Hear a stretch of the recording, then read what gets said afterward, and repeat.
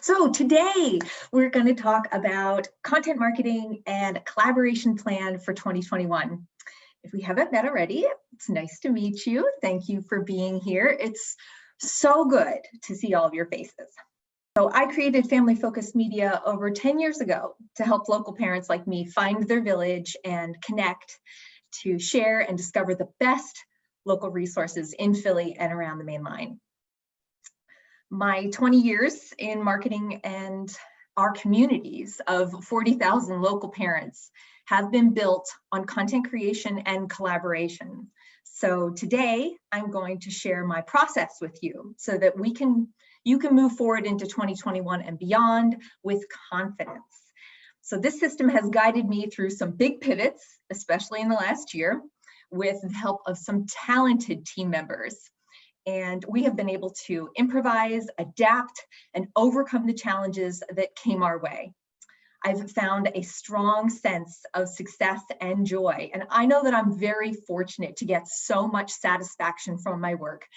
And I want to help you find the same. So we're going to start off with a poll. So I'm curious.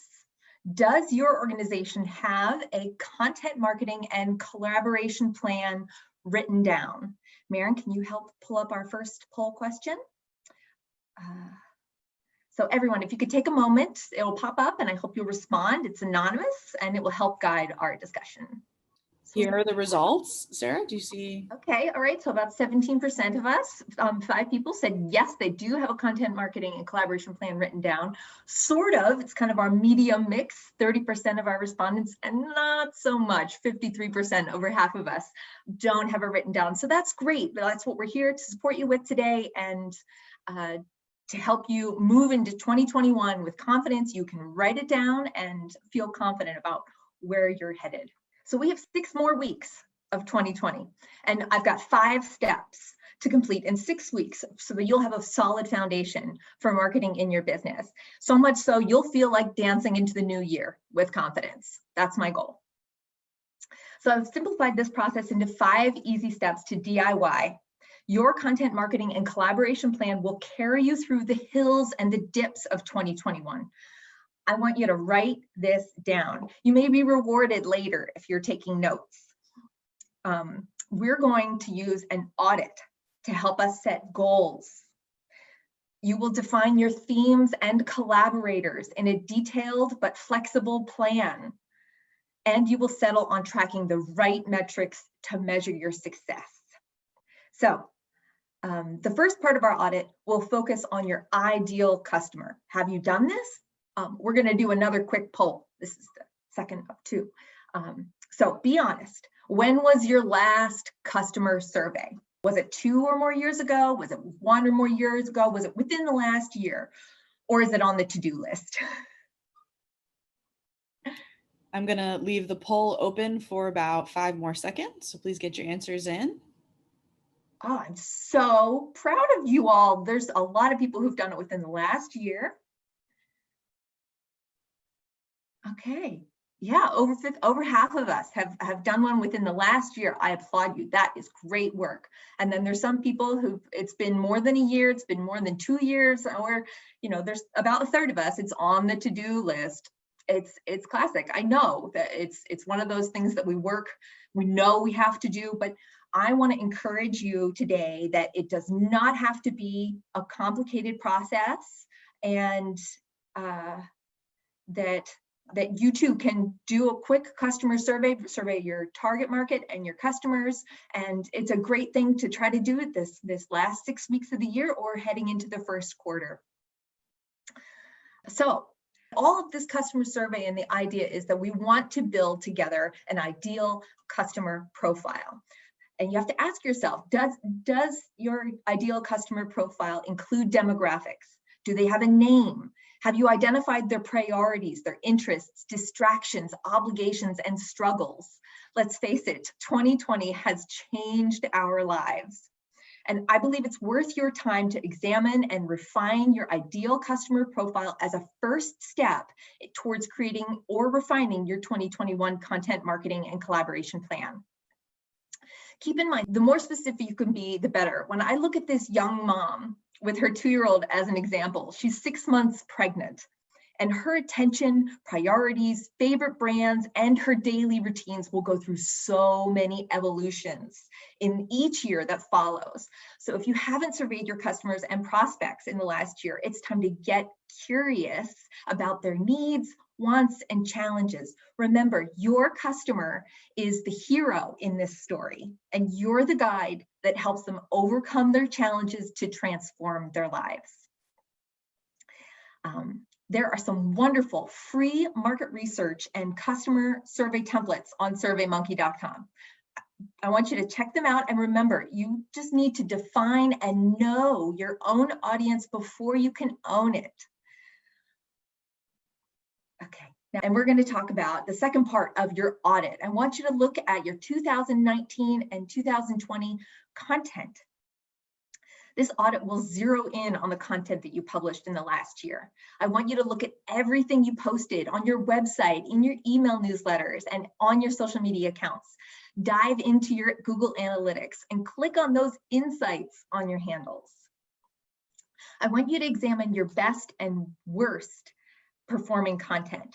Figure out how often did you really post on each platform too.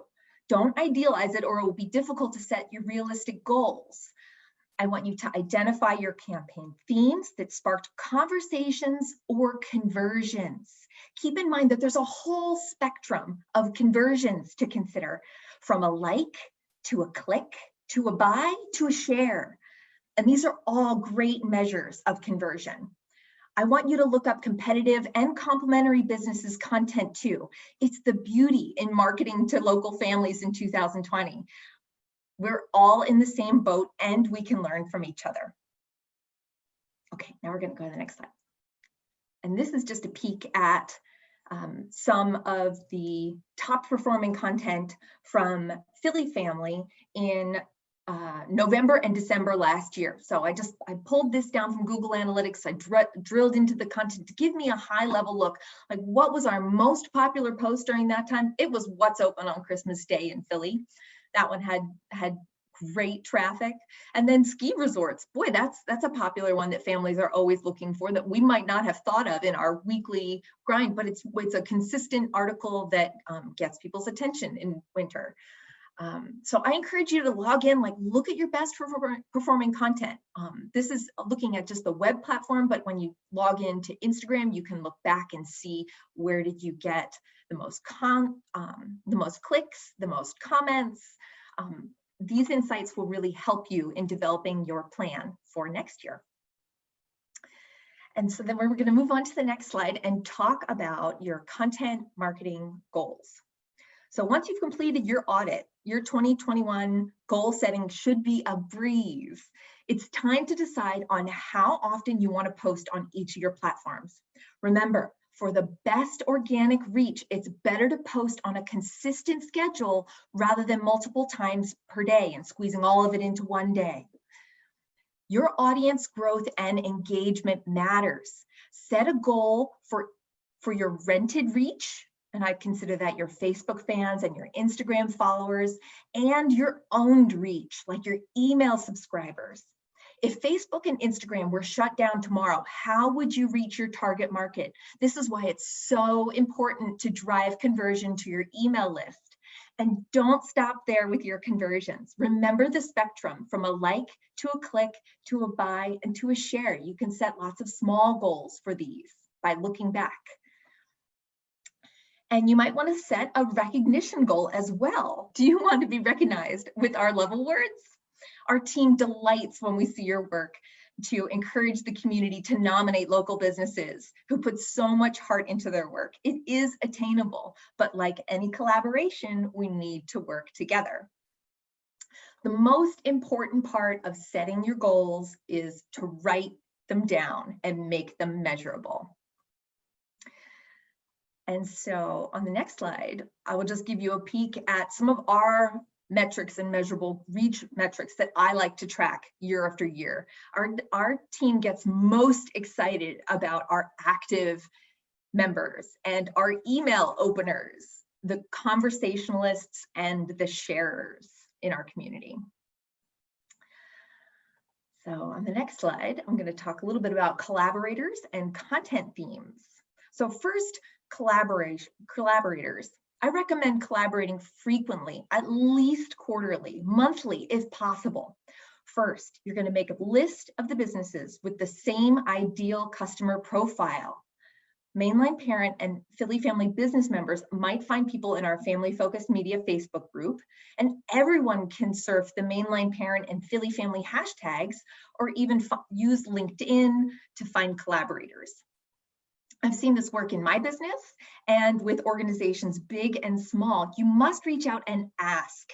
You might make a new friend, and you can brainstorm win-win solutions together. A win-win collaboration can help you grow faster, and you can have more fun doing it. Okay, content themes. Now we're getting to my favorite part of the plan creation, and I'm going to share my strategy, the broad strokes to the nitty-gritty. First, we're going to talk about seasonal content and brand content, and then we're going to circle back and talk about those collaborators and their content. So next slide. Okay, so here's just a glance at some suggestions. If you think like Target, in any given month of the year, when you walk in, you know what month it is by their displays and their signage. And what effect does that have? I know we might debate about the right time to decorate for the holidays, when that might be, but there's no denying that Target is very good at getting their customers to buy, and a few weeks later, they come back to buy more, and they're curious about what seasonal content. So this is a good part of your content strategy to integrate relevant, timely posts. Next, your brand content themes. Now this is really highlighting, like, what does your brand care about most? And what does your audience care about most by doing that ideal customer profile? Where those two overlap, that's your key brand content themes. If you just come up with 3 to 5 of them that you just repeat and review and go over, if you think about it like an Instagram feed and the pictures, like every 9 pictures, you want to see a highlight of those content themes. And it should be that way across all of your platforms. You've got to be hitting home on the topics that matter most to your brand and to your audience, because when you speak about those things, then they'll be most excited to join you in the conversation, or to click, to like, to buy, to share.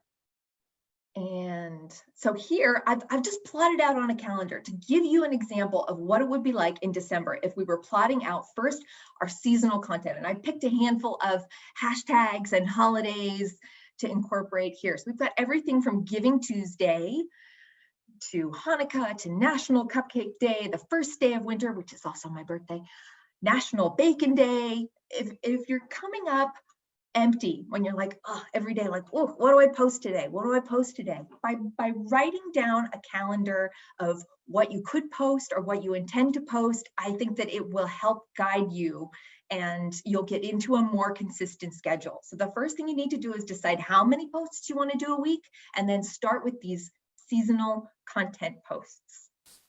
And then we're going to move on to the brand content. So here I've highlighted just what Mainline Parent and Philadelphia Family are doing on a regular basis every month. You'll see us usually on Sunday evenings. Laura publishes a web post about what's going on this week, whether it's virtual or in person. We are there for our community. Every Monday, you will see us share this web post on social. Every Thursday, you will see our email newsletter come out as high five. And on Fridays, we will do a social media post about that high five. So this is just on a consistent basis. This brand content is out there, published by our team, so that we're connecting with our audience, because we know that they're trying to figure out, how am I going to keep my kids busy and my house happy? And then the third piece of incorporating collaborators content. So when we work with a client, we really think of ourselves as collaborators. So I've highlighted our sponsored content here. We are an extension of your brand, and we want you to see results. We work to honor your trust that we will deliver value, and this only works because of the trust that our communities place in our brands. Working with family-focused media, Mainline Parent and Philadelphia Family is very personal in this way. So when I plot out my Collaborator content, I'm putting down my sponsored content, and I'm also incorporating collaborations like giveaways and other ways that we're just sharing and co-promoting our business members, for example. So you can see here like that really does fill up the calendar. And the last piece that I have here is about measuring your success and deciding on what to track. So these metrics and incorporating these into your goal will help you to make sure that you're on track. Keeping an eye on your web traffic, your social media followers and your reach, your average email openers, your active subscribers, your reviews on Google, Facebook, on your Mainline Parent or your Philly Family profile page if you're a business member, and your referrals. If you're tracking these things and writing them down in a document or on a month-to-month basis or on at least a quarterly basis, you'll have something to look back on and really reflect and feel satisfied by your progress or know where you need to give more attention. So our business members got a little perk, but you know, anyone can create this on their own. I created a marketing channel checklist, which for those of you who signed up for this Community Builders Luncheon in the last week or two, yours are sitting here ready to go in the mail tomorrow. I was just waiting on fresh Franklin Institute tickets that will expire later in 2021. But the things that we're asking on this marketing channel checklist, like you can keep track of yourself, like, are you attracting the right audience? How are you feeling at this point in time? Who can you engage as collaborators? How will you entice and reward your advocates? And then we go down and we check off, like just making sure, like, have you Googled yourself? Have you refreshed your landing page on social media and those things? And keeping track of the numbers, your number of subscribers, your average open rate and your average click rate. And going through your process of conversion, like testing it out and just walking through it yourself to make sure that it is timely, seasonal, and relevant, that the emails are going to the correct people. And then I've also armed you with a tablet which can last as your weekly content marketing planner to, on a daily basis, like be keeping an eye on what you're moving forward. And really these tools are here just to help encourage you to keep an eye on these things and not let it be an afterthought and a back burner, just to consistently go back to it, because that consistency is key.